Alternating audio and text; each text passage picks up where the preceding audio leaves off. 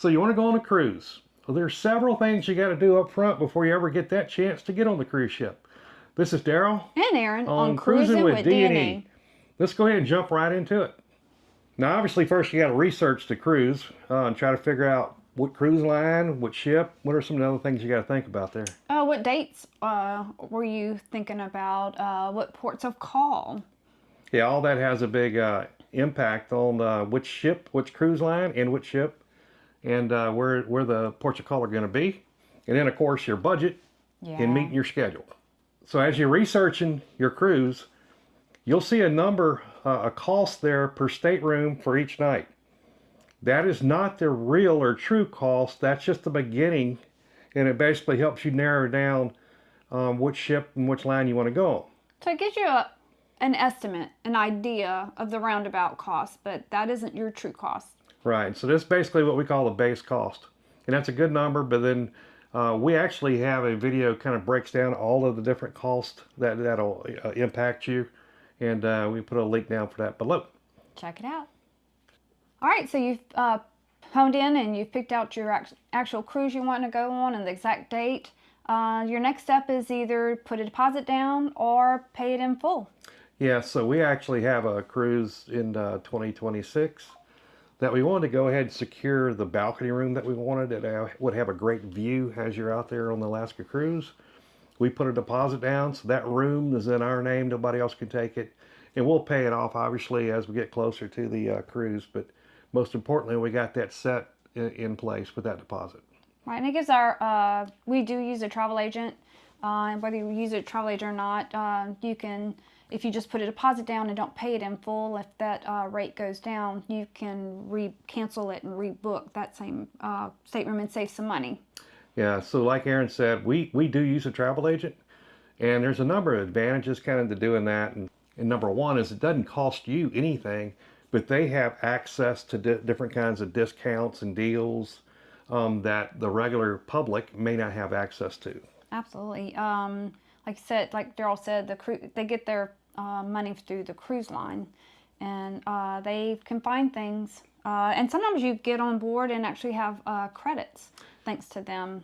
Yeah, so they can, however they do it, the magic they do to book everything. But so we, like our next cruise, I think we got $250 credit before we even walk on the ship. So right. That's kind of a good deal, and that's something travel agent can help you with. And talk you through the actual booking of your cabins. You know, do you want an inside cabin? Do you want a ocean view, a balcony, or a suite? They tell you all the benefits of those different cabins and see what fits your budget. And then, of course, do you want a room forward, aft? They typically know, they'll make sure they don't put a room right underneath the basketball court or a lounge or bar that plays loud music. There's different things they can do to kind of help you out around that. Absolutely. And they can help you decide if the boat you're choosing is right for you. Do you want to have a roller coaster ride? Do you want to have ice skating? You know, some have more of a family theme, right? And they have more activities for kids. That's one type of cruise versus a party boat. Some boats are known as a party boat, and they have lots of fun. So just different themed lines kind of do things a little bit different.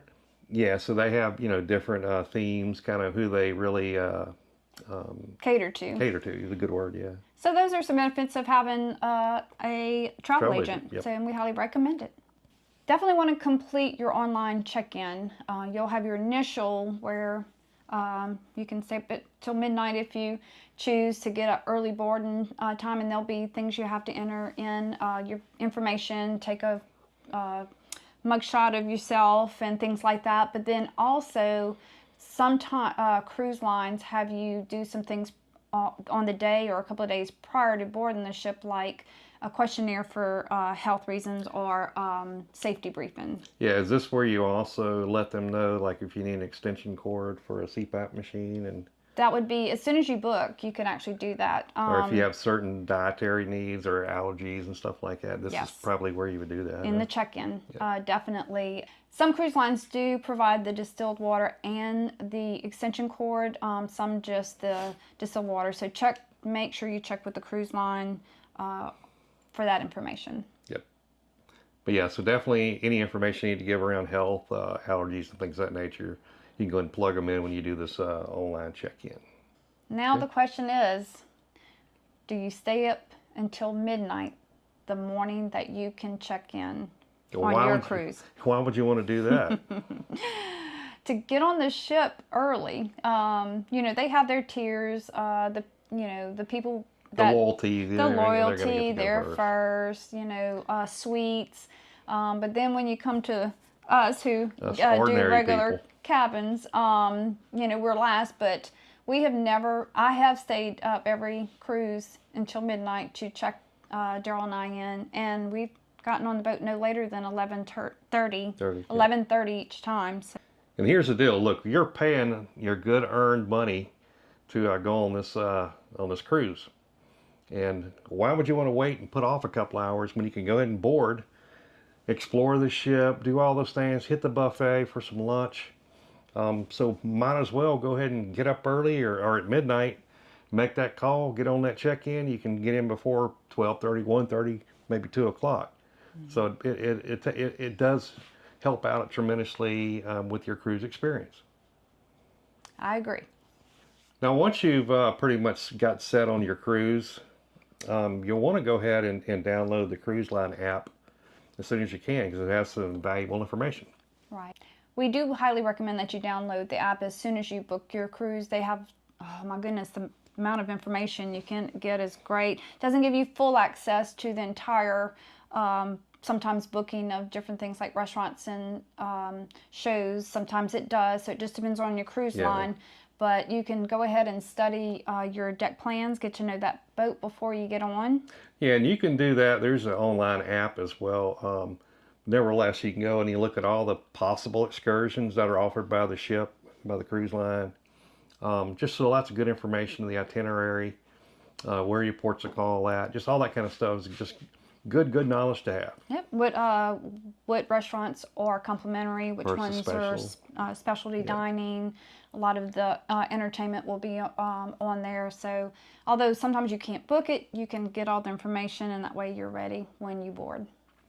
As we mentioned earlier in the check-in process, again, this is a perfect place to talk about any health or allergy issues you may have or medical issues. You also if your wheelchair, you require a wheelchair and or one of these battery-powered scooters to get around mobility-wise, that's the time to let them know. And also you want to check and make sure if you can get one from them or rent one from them on the ship versus trying to bring your own aboard. Each cruise line is kind of different about how they deal with that, and then there's size limitations as well. Yep, exactly. So there's some size limitations of the doorways that you will need to enter for your stateroom or other areas. So always check with your cruise line. So that's a great tip. Also, like he was talking about, food allergies or food diets. Are you vegetarian? Are you have celiac issues?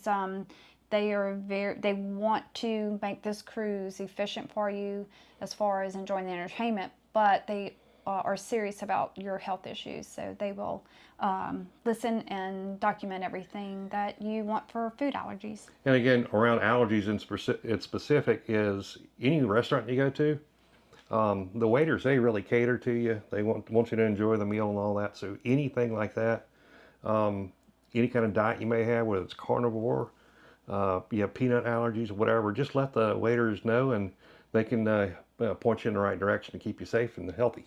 Absolutely. Now, of course, you need to make sure you understand whether you do it from the app or the website. There's a certain list of prohibited items that you cannot bring on board the ship. Yeah, and each cruise line can be kind of different. They all have their specifics and same, but they are some different. Like one cruise line we went on prohibited all the multi-plug plug-in for converters. So they, something simple as that. Of course, you can't bring steamers or irons. That's pretty across the board. But then you have some more serious things. Yeah, obviously guns, knives, things of that nature, any kind of weapons. Even something as simple as having an extra bullet, one bullet or two, that may just be in your bag you left from, or maybe it's a shotgun shell that you left in your bag from going hunting or whatever the case may be. There are some places or ports of call that you go to. If they were able to find that bullet literally, they will arrest you.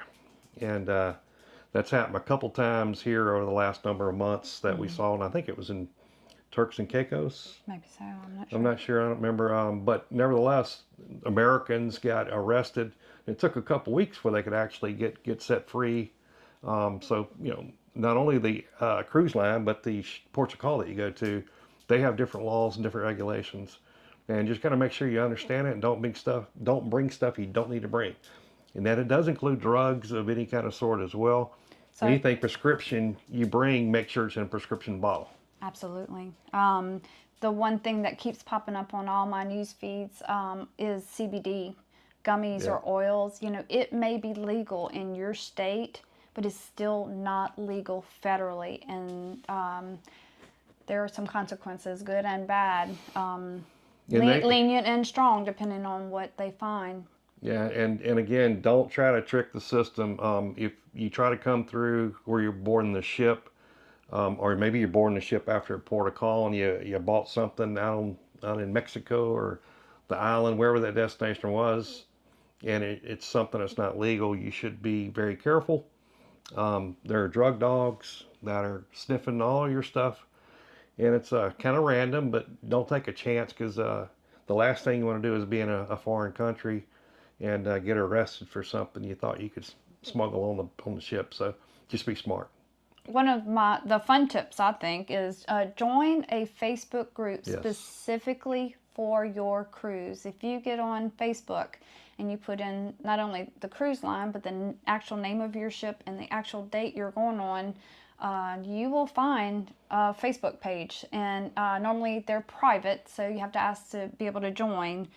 But I mean, yeah, it's no big deal. You'll get accepted. Yeah. And what a barrel of information from events. We've had, poker runs. Poker run, a slot pool in the casino. Gift exchange. Yeah, so it's a bunch of stuff like that you can find out about that you wouldn't ordinarily. If you're just one couple and you're wanting to go on a ship, you don't know about a lot of the things that may be going on. Mm-hmm.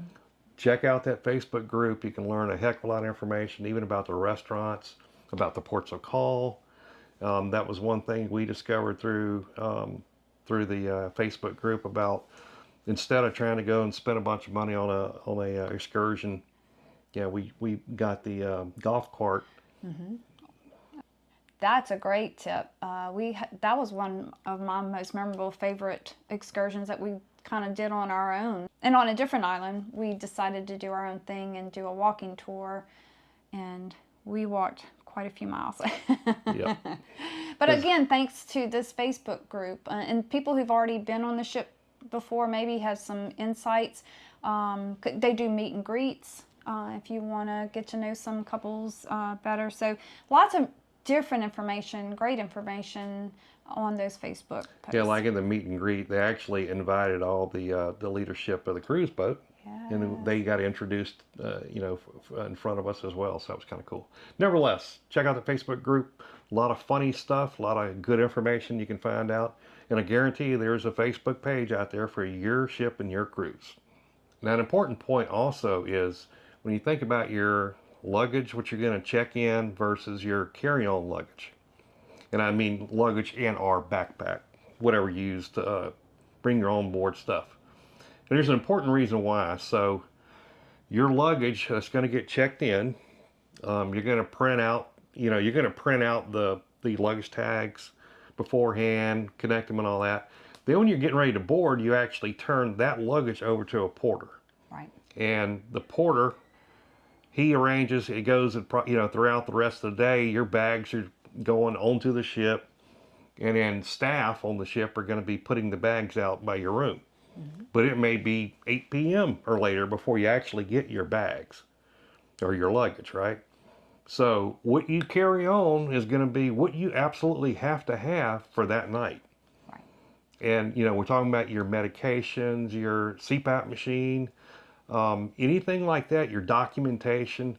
Make sure anything that you're bringing that you need to have on board the ship is in your carry-on bag. Absolutely. So you know, if you fly, that you may have to do some rearranging, because what you want in your carry-on for when you fly versus what you want in your carry-on for the cruise ship may differ. Right. I've had to do that before, but definitely, like Daryl said, your prescription meds, your CPAP, swimsuit. If you want to get on board and relax by the pool and swim, and Get even a change of clothes, you know. you may need to change your clothes for when you're finished with that. So, and like he said, your documentation, do not forget to put it in your personal item or your carry-on. You do not want all that to go on the belly of the ship, because when you go to check in and you don't have any of that, you could be in a big pickle. And maybe your phone won't connect, whatever the cell issues, and you ain't got a hard copy of your documentation on you and your own board luggage, you'd be in trouble. Yeah. So that's just an important point. Whatever you need, again, whatever you need for the cruise, put it in your carry-on bag, and everything else can come as well. Oh, and that's including if your cruise line allowed it and you've purchased a bottle or two of wine, sodas. If it doesn't fit in your carry-on, of course, you'll have to carry it, which we've seen. We've seen a 12-pack in each sleeve, you know, sleeve of 12 packs on each arm. So you know, like I said, any of that, do not put any of that in your bag that's going to be checked, because they will take it out and you may not see it on the ship. Yep. All right, so we provided you some tips and some recommendations on what you need to do between researching the cruise, as well as all the way to getting your bags and checking them with the porter. Put in the comments down below if you got some suggestions or additional points that would help our Cruising with D&E community. Yeah, it's fun to watch the comments. We still learn a couple of things, and other people will learn too, so it's very helpful. Don't forget to like the video, subscribe. You don't want to miss any of our content. Nope, and we have quite a few more videos coming out with this nature, and of course we're going on more cruises, so you don't want to miss anything. Right, so thanks for watching, and as always, we will see you in the next video.